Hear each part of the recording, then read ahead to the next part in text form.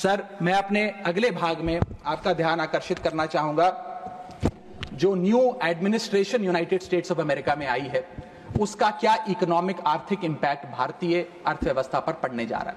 Sir, पहले तो 4 फरवरी 2025 को अमेरिका की सेना का एक माल ढोने वाला बड़ा विमान 104 भारतीयों को डिपोर्ट करने के लिए भारत आया। पता लगा कि उन भारतीयों के हाथ में हथकड़ियां और पैरों में जंजीरें थी, बेड़ियां बांधकर उनको लाया गया। बताया जा रहा है कि 7,25,000 ऐसे लोग हैं जो बिना दस्तावेज के भारतीय प्रवासी वहां रह रहे हैं, जिनको अब एक एक कर अमेरिका भारत वापस भेजने जा रहा है। सर, हम चले तो विश्व गुरु बनने थे, वहां अमेरिका ने अपनी मिलिट्री लगाकर हजारों लोगों को डिपोर्ट करना शुरू कर दिया है। मैंने सर किसी बांग्लादेश, पाकिस्तान या श्रीलंका के नागरिक को डिपोर्ट होने की खबर तो नहीं पड़ी, लेकिन भारतीयों के साथ जो अमानवीयता हुई वो जरूर उसकी खबर पड़ी। सर, मैं ये स्पष्ट करना चाहता हूं कि इलीगल माइग्रेशन को तो शायद इलीगल इमिग्रेशन को इस सदन में बैठा कोई भी व्यक्ति सपोर्ट नहीं करेगा, लेकिन सर जो उस नाउमीदी के शिकार रोजगार की तलाश में युवा गए उनके साथ जो इनह्यूमन ट्रीटमेंट हुआ उसको लेकर तो हमें आवाज बुलंद करनी चाहिए। सर, 40 घंटे तक उनके हाथों और पैरों में बेड़ियां बांध के रखा गया, वॉशरूम तक नहीं जाने दिया गया। सर, इसको लेकर मुझे लगता है शायद इस देश के हर नागरिक का खून खौलता होगा। उसी के सामने इसी एग्जाम्पल के सामने हमारे पास एक और एग्जाम्पल है। इस दुनिया का एक बहुत छोटा सा देश है सर, कोलंबिया। कोलंबिया के राष्ट्रपति गुस्तावो को जब पता लगा कि अमेरिका से एक सेना का माल ढोने वाला विमान इसी प्रकार कोलंबिया के नागरिकों को जो बिना दस्तावेज के वहां पाए गए कोलंबिया छोड़ने के लिए आ रहा है, तो उन्होंने उस विमान को लैंडिंग की अनुमति नहीं दी। उन्होंने कहा कि मैं अपना विमान भेजूंगा, कोलंबिया सरकार का विमान, और पूरे सम्मानजनक तरीके से मैं अपने नागरिकों को वापस लाऊंगा। सर, वास्तव में कोलंबिया जो डटकर अमेरिका के सामने खड़ा हो गया वो असल विश्व गुरु बना इस महीने में तो। और मैं मिनिस्टर ऑफ एक्सटर्नल अफेयर्स से भी पूछना चाहूंगा सर कि वो खुद क्यों नहीं गए इन नागरिकों को, हमारे भाइयों बहनों को रिसीव करने।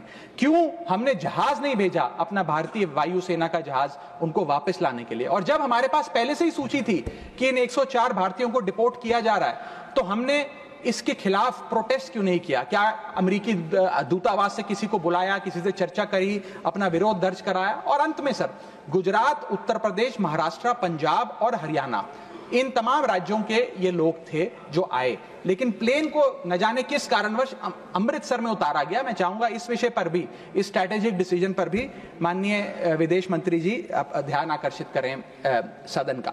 सर, क्या आपने कभी सुना है कि स्विट्जरलैंड का कोई नागरिक, डेनमार्क का कोई नागरिक, ब्रिटेन का कोई नागरिक, नीदरलैंड का कोई नागरिक डंकी रूट के माध्यम से अमेरिका गया हो नौकरी की तलाश में? नहीं सुना होगा सर। भारतीय ही क्यों मजबूर है डंकी रूट के माध्यम से अमेरिका पहुंचकर वहां पर मेहनत मजदूरी, छोटी मोटी लेबर का काम करने के लिए? वो इसलिए सर क्योंकि इस देश में तमाम सरकारों ने हमारे देश के युवा को बेरोजगार रखा। वादा तो था सर 2 करोड़ नौकरियां देने का, लेकिन वो 2 करोड़ नौकरियां दे नहीं पाई सरकार। शायद लैक ऑफ अपॉर्चुनिटीज और अनएम्प्लॉयमेंट के चलते लोग अमेरिका जाने को मजबूर हो गए। मैं बताना चाहूंगा सर, आप इसको इस परिप्रेक्ष्य में भी देखने की कोशिश करें कि अमेरिका के सबसे पिछड़े राज्यों में एक राज्य है मिसिसिपी जो आता है। मिसिसिपी राज्य में अमेरिका की सबसे लोएस्ट पर कैपिटा इनकम है। मिसिसिपी की भी लोएस्ट पर कैपिटा इनकम $48,000 प्रति वर्ष है। उसका मुकाबला करिए सर, कंपेयर करिए भारत की पर कैपिटा इनकम से।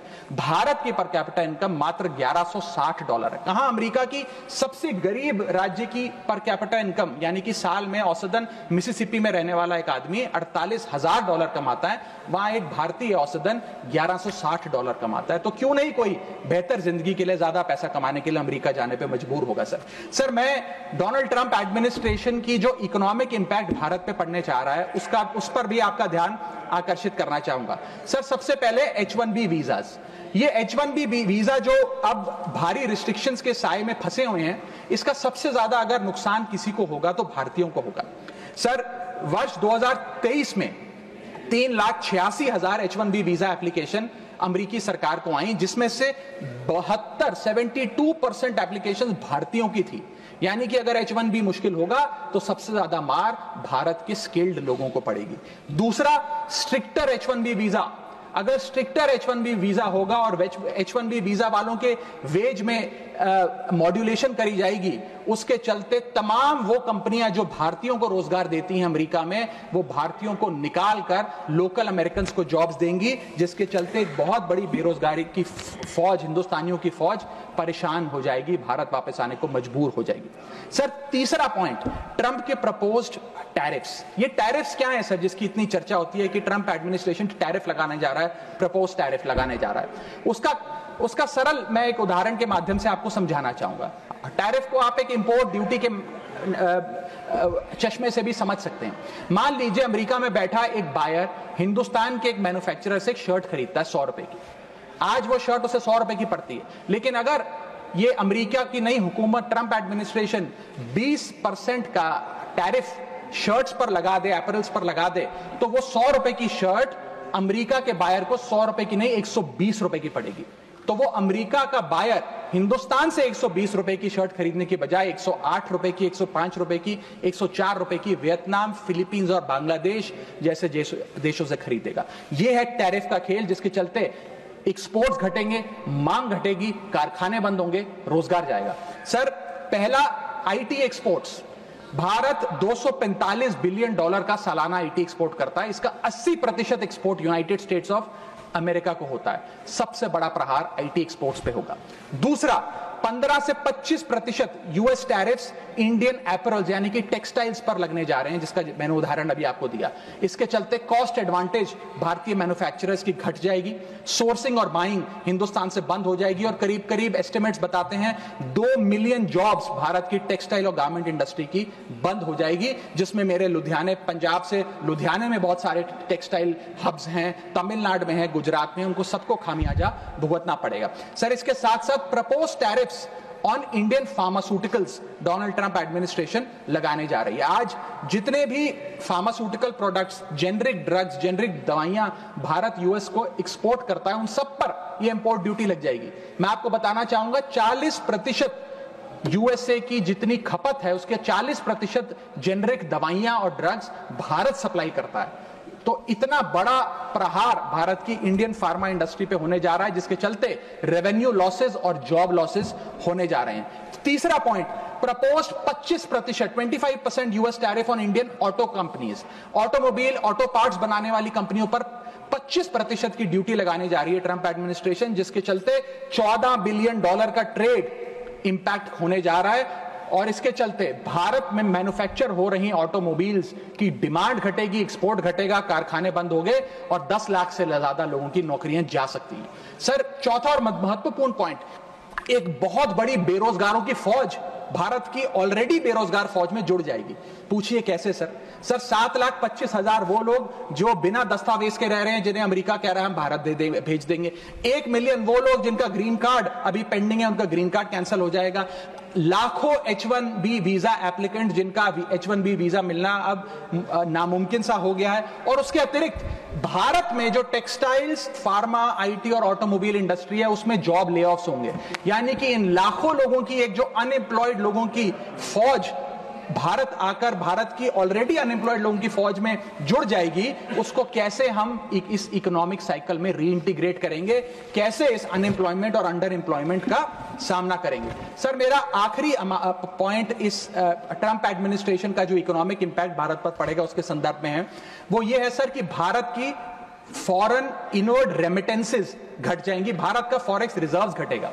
सर वर्ष 2024 में डॉक्यूमेंटेड एंड अनडॉक्यूमेंटेड भारतीय, प्रवासी भारतीय जो यूएस में रहते हैं, उन्होंने कुल मिलाकर $111 बिलियन भारत भेजे। यानी कि वहां पर जो आदमी रहता है वो कमाई करता है, वो पैसा हिंदुस्तान भेजता है ताकि हिंदुस्तान में जो उसका परिवार, बूढ़े माँ बाप, बीवी बच्चे, भाई बहन हैं, वो सम्मानजनक जीवन जी सकें। जब उनकी नौकरियां ही नहीं रहेंगी, जब वो पैसा ही नहीं कमाएंगे, तो वो क्या पैसा भेजेंगे? जब वो पैसा नहीं भेजेंगे तो भारत के फॉरेक्स रिजर्व्स घटेंगे, और फॉरेक्स रिजर्व्स घटने की वजह से रुपया और कमजोर होगा और डॉलर और मजबूत होगा। सर भारत की कॉर्पोरेट टैक्स कलेक्शंस में 3 से 4 हजार करोड़ का नुकसान होने जा रहा है इस ट्रंप एडमिनिस्ट्रेशन के प्रपोज टैरिफ्स की वजह से। और इंफोसिस, टीसीएस जैसी बड़ी बड़ी कंपनियां अब 80 से 90% अमेरिकी लोगों को नौकरियां देंगी। भारतीय जो H1B वीजा पे वहां काम कर रहे हैं उनको निकालने का काम शुरू होने जा रहा है। सर, जो अमेरिका कहता है वो भारत हमेशा से करता है, एक वफादार दोस्त की तरह। अमेरिका कहता है ईरान से कम तेल खरीदो, हम कम तेल खरीदते हैं। अमेरिका कहता है मुझसे वेपन्स खरीदो, हम डिफेंस हेलीकॉप्टर्स उनसे खरीदते हैं। अमेरिका कहता है फलाने देश पे मैंने सैंक्शन लगा दिया, इस पे रिस्ट्रिक्शंस लगा दी, इससे आप अपना व्यापार बंद कर दो, हम व्यापार बंद कर देते हैं। अमेरिका कहता है रशिया से डिफेंस एयर सिस्टम ना खरीदो, हम उसे निलंबित कर देते हैं। लेकिन उसकी इन सारी चीजों को मानने और एक वफादार दोस्त होने के नाते हमने ये चीजें मानी भी, उसके बदले भारत को मिलता क्या है सर? और सर सबसे जरूरी बात, भारत में एक बहुत बड़े वर्ग ने और खास तौर पे भारतीय जनता पार्टी के समर्थकों ने सोशल मीडिया पर कैंपेन चलाया ट्रंप को जिताने के लिए कि ट्रंप चुनाव जीत जाए। न जाने कितने ट्वीट, फेसबुक, इंस्टाग्राम, यूट्यूब पे वीडियो बना कर डाले कि ट्रंप जीत जाए। यहां तक कि कुछ लोगों ने तो हवन और अनुष्ठान भी किए कि डोनाल्ड ट्रंप अमेरिका के राष्ट्रपति फिर से बन जाए। लेकिन उसके बदले हमें हासिल क्या हुआ? पहला झटका जो ट्रंप एडमिनिस्ट्रेशन ने दिया सर, वो भारत को दिया। सर, इन 104 भारतीय जो वापस आए हैं, जिनकी हाथों में जंजीरें और पैरों में बेड़ियां थी, उनके लिए भी सर 4 पंक्तियां लाया हूं, गौर फरमाइएगा। सपना था कि अमेरिका जाकर कुछ कमाएंगे, ये नहीं पता था कि ऐसे बांधकर वापस लाए जाएंगे। हाथों में हथकड़ी, पैरों में बंधी रही बेड़ियां, दर्द से टूटती और चटकती रही एड़ियां, कस के बांधा जंजीरों से जैसे कोई सामान, टपकते आंसू सुनाते हैं क्रूरता की दास्तां। सपने में भी नहीं सोचा था कि ऐसा मंजर, मगर अपनों ने ही खोप दिया पीठ में खंजर। क्या बीती होगी उन पर, ये वो ही जानेंगे, उनके जख्मों को विदेश मंत्री नहीं पहचानेंगे। हर चेहरे पर लिखी है क्रूरता की कहानी, हर चेहरे पर लिखी है क्रूरता की कहानी। गुनाह सिर्फ इतना कि वो है हिंदुस्तानी।